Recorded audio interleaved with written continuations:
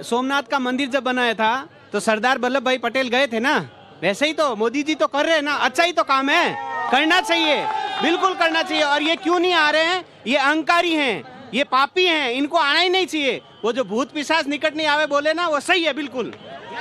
और अगर अभी हमारे साथी ने बताया कि राजीव गांधी जी ने ताला खुलवाया, तो अयोध्या क्या छूत थी कि राजीव गांधी अयोध्या तक नहीं आए?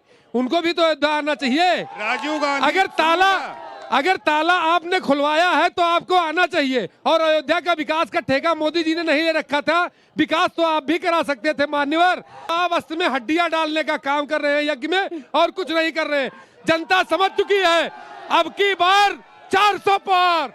तो मैं कांग्रेस से ये पूछना चाहता हूं कि ऐसा कार्यक्रम 70 साल में आपने क्यों नहीं किया? आपने क्यों नहीं किया? हेलो फ्रेंड्स, आज के डिबेट का टॉपिक है कांग्रेस पीएम मोदी पर लगातार हमलावर है, साथ ही राम मंदिर को बीजेपी का इवेंट बता रही है। इसी मुद्दे पर डिबेट में करण त्रिपाठी ने राम मंदिर के फैसले को लेकर एससी पर मढ़ा दोष। जनता ने राजीव गांधी का नाम लेकर किया मौन।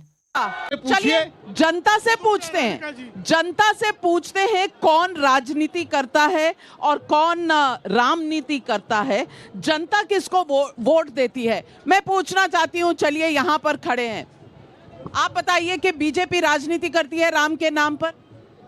बीजेपी राजनीति नहीं करती है। हम कांग्रेस वालों से ये पूछना चाहते हैं, 70 साल तक इनकी जो है सरकार थी, तो अगर ये कहते हैं कि ये क्या नाम है बीजेपी का कार्यकाल है और बीजेपी का कार्यक्रम है, तो मैं कांग्रेस से ये पूछना चाहता हूं कि ऐसा कार्यक्रम 70 साल में आपने क्यों नहीं किया? आपने क्यों नहीं किया? जवाब दीजिए त्रिपाठी जी। ये अगर आप 1948 की बात कर रहे हैं तो बाद में कोर्ट में इतने वकील क्यों खड़े कर दिए? बाद में कोर्ट में ये क्यों कहा कि अभी मत फैसला कराइए, चुनाव के बाद कराइए? और पूछ रहे हैं लोग कि 70 साल आपके पास भी मौका था, आप करा लेते भव्य कार्यक्रम। जब कोई मामला कोर्ट में लंबित होता है तो ऐसी स्थिति में कोई भी सरकार कुछ नहीं कर सकती, आप ही जानती हैं। सुनिएगा मेरी बात, सुनिएगा। सरकार कुछ नहीं सकती। रही बात, सरकार कुछ नहीं कर सकती, मामला कोर्ट में। क्यों नहीं मैम?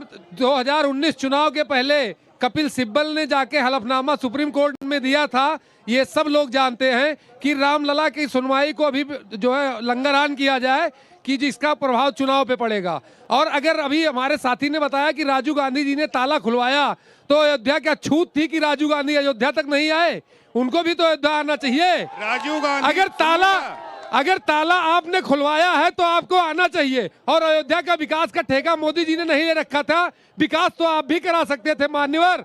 और आज जब अवध की धरती पे भव्य रामलला का प्राण प्रतिष्ठा का प्रोग्राम हो रहा है, तो आप अस्त में हड्डियां डालने का काम कर रहे हैं यज्ञ में, और कुछ नहीं कर रहे हैं। जनता समझ चुकी है, अब की बार 400 पार। अब सुनिएगा हर्षवर्धन त्रिपाठी जी, जनता जो है, पब्लिक जो है, ये सब जानती है, लेकिन फिर भी सफाई दी जा रही है कि बीजेपी ने राजनीति की। आप क्या जवाब देंगे? नविका जी, सबसे पहले तो अयोध्या की धरती से, अयोध्या धाम से आपको राम राम। राम राम। अवध के लोगों को ये बहुत अच्छे से पता है कि आज जो लोग राम मंदिर के नाम पर टेसुए बहा रहे हैं, आंसू बहा रहे हैं, उन्होंने अयोध्या के लोगों को कितने खून के आंसू रुलाए। इस धरती के लोगों को पीएसी के बूटों तले रौंद दिया गया। इस धरती के लोगों को विकास से वंचित कर दिया गया। अयोध्या को एक सांप्रदायिक नगरी में तब्दील कर दिया गया। जिस अयोध्या में राम के समय दुनिया का श्रेष्ठतम, दुनिया का सर्वोच्च, सबसे संसाधन युक्त जो नगरी थी, उसको पीड़ा में डाल दिया गया, उसको कुंठा में डाल दिया गया, उसको ग्रसित कर दिया गया, उस वजह से, जिसकी वजह से आज हम यहाँ ये भव्यता देख रहे हैं। यानी राम के नाम को बदनाम करने के लिए स्वतंत्रता के बाद से, और मैं तो बड़ा आश्चर्यचकित हूं, ये मित्र हैं, पता नहीं कहां से इतिहास इन्होंने पढ़ा। जब रामलला की मूर्तियां प्रकट हो गई तो केरल के मलयाली आईसीएस ऑफिसर के नायर, उनको जवाहरलाल नेहरू जी ने दबाव डाला कि ये होना नहीं चाहिए, वहां पूजा नहीं होनी चाहिए। लेकिन के नायर ने कहा वहां राम प्रकट हुए हैं, और वो एक मुस्लिम सिपाही बरकत अली ने देखा, उसके बावजूद अगर इस रामनगरी को सांप्रदायिकता में बांध दिया गया, बर्बाद किया गया, तो उसका जिम्मेदार कौन है, ये अवध के लोग बहुत अच्छे से जानते हैं। अवध के लोग बहुत अच्छे से जानते हैं। और मैं पूछना चाहती हूं, जिस मोदी को अहंकारी कहा जा रहा है, आप समझते हैं जो 11 दिन का अनुष्ठान कर रहे हैं, जो मंदिर जा रहे हैं और जो राम से कहीं ना कहीं कनेक्टेड मंदिरों में जा रहे हैं, वो अहंकारी हैं? बिल्कुल नहीं। क्यों अहंकार क्यों होगा? ये तो अपनी आस्था है, हमारी हिंदू धर्म की आस्था है, हिंदू है वो, और उसी हिसाब से काम कर रहे हैं वो। देश के प्रधानमंत्री क्या मंदिर जा सकते हैं, प्राण प्रतिष्ठा कर सकते हैं? इस पर जो सवाल उठा रहे हैं उनको आप क्या कहेंगे?